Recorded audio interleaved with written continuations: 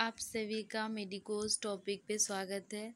आज मैं इस लेक्चर में बात करूंगी टाइफाइड फीवर के बारे में, जो कि बहुत कॉमन है। ठीक है, तो आज मैं इसके बारे में बताऊंगी क्या क्या सिम्टम शो करता है अगर किसी को टाइफाइड फीवर हो जाए तो, या फिर उसका ट्रीटमेंट क्या होगा। ये सब के बारे में आज मैं इस लेक्चर में बात करूंगी।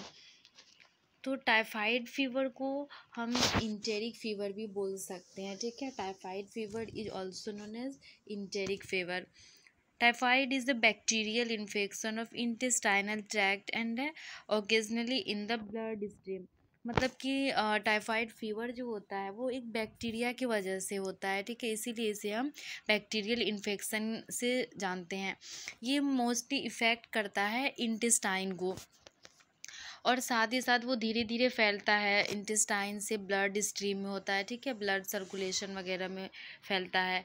Typhoid fever caused by salmonella typhi bacteria, यानी कि ये बैक्टीरिया के कारण होता है। उसमें भी वो बैक्टीरिया का नाम है साल्मोनेला टाइफी बैक्टीरिया, जिसके कारण कि टाइफाइड फीवर होता है।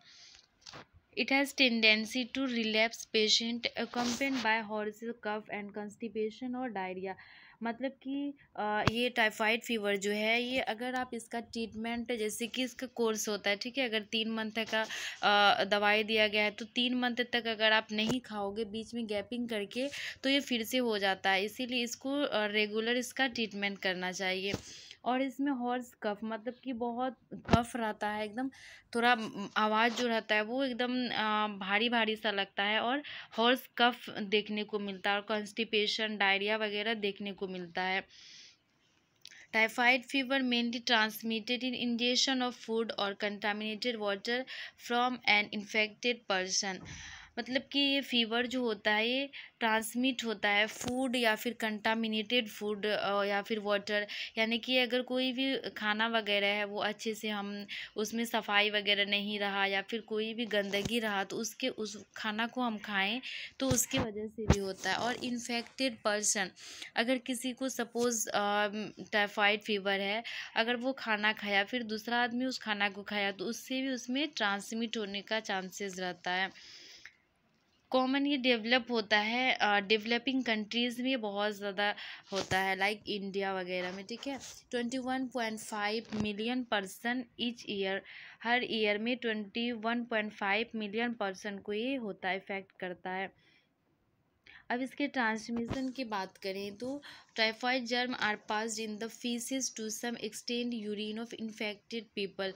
मतलब कि ये जो होता है, ये पास्ड होता है फीसिस से भी, ये 1 person to another person transmit होता है। फीसिस मतलब कि स्टूल वगैरह से।